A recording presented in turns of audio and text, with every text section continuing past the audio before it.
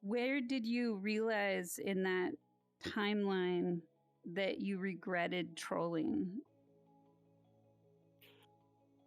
Well, as a community owner and as someone that tries to moderate my community and remove people that are being bad actors, I kind of realize it close to every day when I'm dealing with a obnoxious child that's being a little bit of a hassle, not really doing anything too malicious, just being a pain, if you will.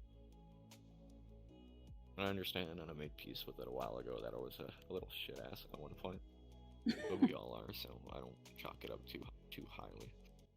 Do you feel like, looking back, maybe you ever actually really hurt somebody, even in those week and a half?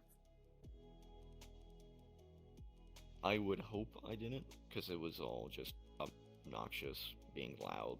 I wasn't overly hateful. Well, at least I don't think I was overly hateful.